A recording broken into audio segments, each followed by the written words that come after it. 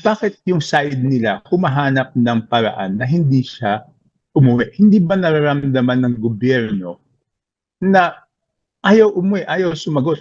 So kung nararamdaman na yun ng gobyerno, hindi ba dapat gumawa ng proactive steps para mas siguradong mapanagot siya?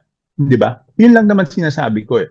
Di ba? Bakit hindi proactive yung DFA? Okay, pwedeng questionin. Eh di questionin nga nila, yun naman sinasabi ko from the very beginning, di ba? Pero para yung DFA ang magsabi ng dahilan kung bakit hindi pa pwede, hindi acceptable sa akin yun. Dahil alam naman natin, pag gumawa ng dahilan, ibig sabihin ayaw. Pag gusto, gagawa ng paraan. So bakit hindi gawan ng paraan? Di ba? Nakita naman natin in the past na ginagawa ng paraan yan. Okay, madagdag ko lang yan. Yung security risk. Di ba may mga inuwi na tayo dito na mga tao na may kaso na ganun din ang ginamit na reason, security risk, pero inuwi natin. So the same should apply to former Congressman Saldico. Napanood ko briefly yung press conference ng lawyer ni Congressman former Congressman Saldico. One thing is very clear, no? Doon sa kanyang press statement na walang balak bumalik si Congressman Saldico para harapin yung mga kaso, no? Yun maliwanag na maliwanag yun. Dati ko pa sinasabi yun. Nung palang nag-resign, even before he resigned doon sa House, no? So sabi ko, umiiwas siya. Then later on, nung pinapauwi siya, nag-resign siya, so umiiwas sa accountability. Pagdating dito sa ICI, 2 beses siyang inibitahan, hindi siya sumipot. And finally, yesterday, parang inamin na rin ng abogado niya na hindi siya uwi, no? Because supposedly of threat to life, no? Pero makikita natin yung pattern. When he claimed medical treatment, hindi siya nagpakita ng medical certificate. Ngayon sinasabing threat to life, wala naman silang pinapakitang threat assessment, no? At saka abogado yung nagsabi, no? Nagtataka lang ako, ano kaya ang legal basis nung hindi ka haharap sa kaso mo dahil may threat to life? Wala naman legal basis yun eh, di ba?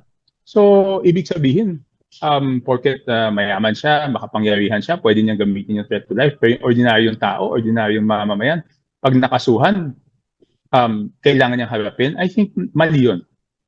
Sir, i-insist yung lawyer ni former Rep. Zaldico na as of now kasi wala pa raw cases filed.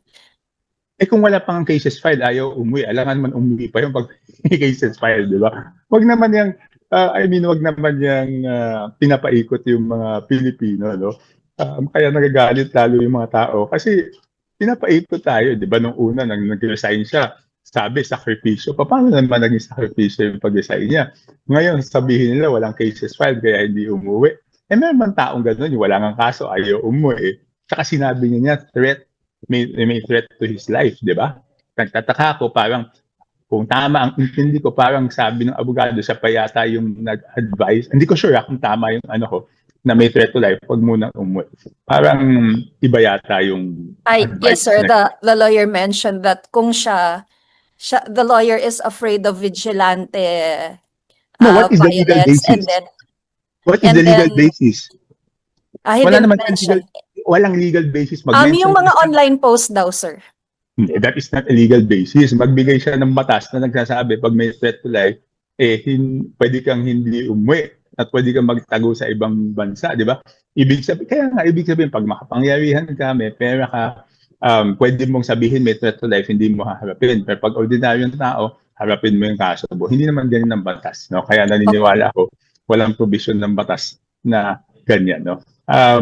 Yesterday also, nakita ko doon sa interview nung abogado niya na sinasabi, he admitted na pwede sa national security, pero sinasabi niya, it's not a national security issue.